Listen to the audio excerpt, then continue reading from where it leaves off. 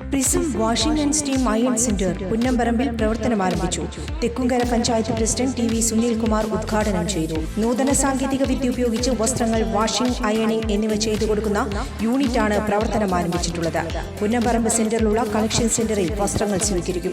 ഉപഭോക്താക്കളുടെ സൗകര്യം കണക്കിലെടുത്ത് വടക്കാഞ്ചേരി ടൗണിലുള്ള അഷ്ടപതി കോംപ്ലക്സിൽ കളക്ഷൻ സെന്റർ ഉടൻ പ്രവർത്തനം ആരംഭിക്കും.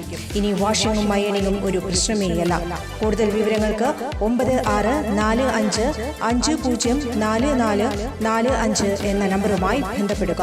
വടക്കാഞ്ചേരി ബോയ്സ് ഹൈസ്കൂൾ ഗ്രൗണ്ടിലെ 3 ഏക്കർ 90 സെന്റ് ഭൂമി എവിടെ പോയെന്ന് CPM വ്യക്തമാക്കണമെന്ന് കോൺഗ്രസ് നേതാവും നഗരസഭാ കൗൺസിലറുമായ SAA Azad. Vadakkanchery boys high school ഗ്രൗണ്ടിനെ സംബന്ധിച്ചപ്പോൾ ഒരു വിവാദ വിഷയമായി മാറിക്കഴിഞ്ഞിരിക്കുകയാണ്.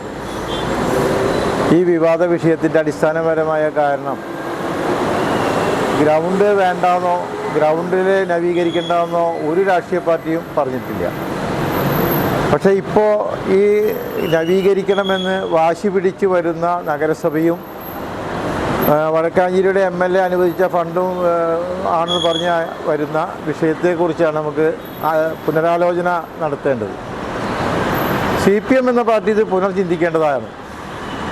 കഴിഞ്ഞ 8 വർഷങ്ങൾക്ക് മുമ്പ് ബഹുമാന്യനായ CN ബാലകൃഷ്ണൻ അവർ മന്ത്രിയായിരിക്കുമ്പോൾ 1.5 കോടി രൂപ വടക്കാഞ്ചേരി ബോയ്സ് ഹൈസ്കൂൾ ഗ്രൗണ്ടിൻ്റെ സ്റ്റേജുകൾ പണിയുന്നതിനും ഗാലറികൾ പണിയുന്നതിനും നവീകരിക്കുന്നതിനും വേണ്ടി 1.5 കോടി രൂപ 8 വർഷങ്ങൾക്ക് മുമ്പ് അനുവദിച്ചപ്പോൾ ആ സംഖ്യയുടെ പ്രവൃത്തി നടത്താൻ അന്നത്തെ അധികാരികൾ തയ്യാറായപ്പോൾ അന്ന് DYFIക്കാരും CPMകാരും ഒത്തുചേർന്നുകൊണ്ട് വടക്കാഞ്ചേരി ഗ്രൗണ്ടിലെ പുറമ്പോക്ക് സ്ഥലങ്ങൾ കൈവശപ്പെടുത്തിയതിന് ശേഷം മാത്രമേ ഈ ഗ്രൗണ്ടിൻ്റെ പ്രവർത്തനം ആരംഭിക്കാൻ അനുവദിക്കൂ എന്ന് മുദ്രാവാക്യവുമായി മുറവിളി കൂട്ടി തെരുവ് യുദ്ധം നടത്തിയ CPM ഇപ്പോൾ അതൊന്നും വേണ്ട എന്ന് പറഞ്ഞുകൊണ്ട് കഴിഞ്ഞ കാലത്ത് ഞങ്ങൾ പറഞ്ഞതൊക്കെ നിഷേധിച്ചുകൊണ്ട് ഗ്രൗണ്ടിനെ മാത്രം പ്രവൃത്തി നടത്തുന്നതിന് വേണ്ടിയുള്ള ഒരു ശ്രമം നടത്തുന്നതിന് എതിരായിട്ടാണ്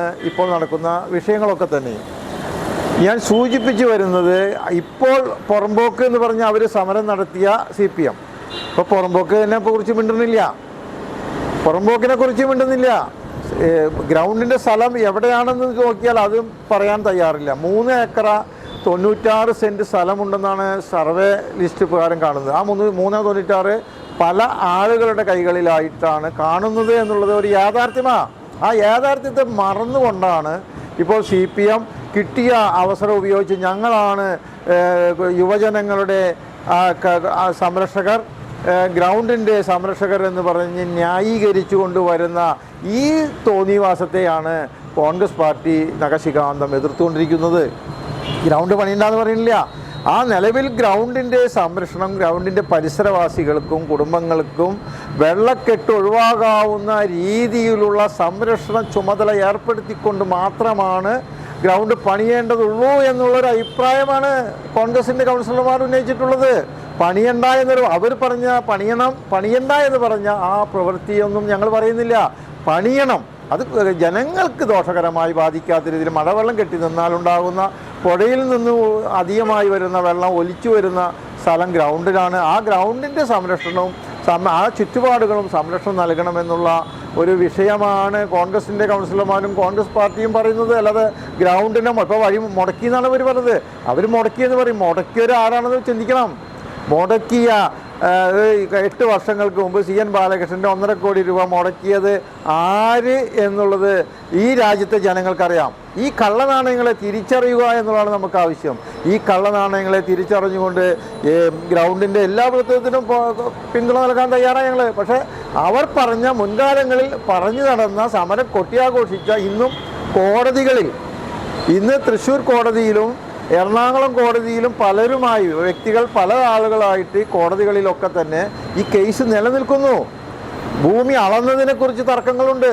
താലൂക്ക് സർവേയറൊക്കെ അതിൻ്റെ അടിസ്ഥാനത്തിൽ താലൂക്ക് സർവേയറെ തന്നെ അന്ന് മാറ്റി നിർത്തിക്കൊണ്ടുള്ള ഒരു അന്വേഷണം നടത്തിയിട്ടുണ്ട് ഡിപ്പാർട്ട്മെൻറ്റ്. അപ്പോൾ ഇങ്ങനെയുള്ള വിഷയങ്ങളൊക്കെ മറന്നുകൊണ്ട് ഇപ്പോൾ ഗ്രൗണ്ടിൻ്റെ സംരക്ഷകർ, യുവാക്കളുടെ സംരക്ഷകർ എന്ന് പറഞ്ഞ് DYFIയും CPM നടത്തുന്ന കാപട്യം ജനമധ്യത്തിലേക്ക് തുറന്നു കാണിക്കുക എന്നാണ് ഞങ്ങളുടെ ലക്ഷ്യം. ആ ലക്ഷ്യത്തിന് വേണ്ടിയുള്ള ഒരു പോരാട്ടമാണ് ഇപ്പോൾ കോൺഗ്രസ് പാർട്ടിയും കൗൺസിലർമാരും നടത്തിക്കൊണ്ടിരിക്കുന്നത്. ഗ്രൗണ്ടിന്റെ സ്ഥലം നഷ്ടപ്പെട്ടിട്ടുണ്ട്. ഇതിനെ സംബന്ധിച്ചുള്ള കേസുകൾ ഹൈക്കോടതിയിലും തൃശൂർ ജില്ലാ കോടതിയിലും നിലവിലുണ്ട്. കഴിഞ്ഞ 8 വർഷം മുമ്പ് CN ബാലകൃഷ്ണൻ മന്ത്രിയായിരിക്കെ 1.5 കോടി രൂപ വടക്കാഞ്ചേരി ബോയ്സ് ഹൈസ്കൂൾ ഗ്രൗണ്ടിന്റെ വികസനത്തിനായി അനുവദിച്ചിരുന്നു. അന്ന് വികസന പ്രവർത്തനങ്ങൾ ഗ്രൗണ്ട് കയ്യേറ്റത്തിന്റെ പേരിൽ തടഞ്ഞ CPM-ഉം DYFI-യുമാണ് ഇപ്പോൾ വികസന പ്രവർത്തനങ്ങൾ നടത്താൻ മുന്നിട്ടിറങ്ങിയിട്ടുള്ളതെന്നും SAA ആസാദ് ആരോപിച്ചു. കൂടുതൽ വാർത്തകൾക്ക് ഞങ്ങളുടെ ചാനൽ സബ്സ്ക്രൈബ് ചെയ്യുക. ഫേസ്ബുക്ക് ഫോളോ അപ്പ് ചെയ്യുക. വാർത്തകൾ വേഗത്തിലറിയാൻ എനി ടൈം ന്യൂസ്.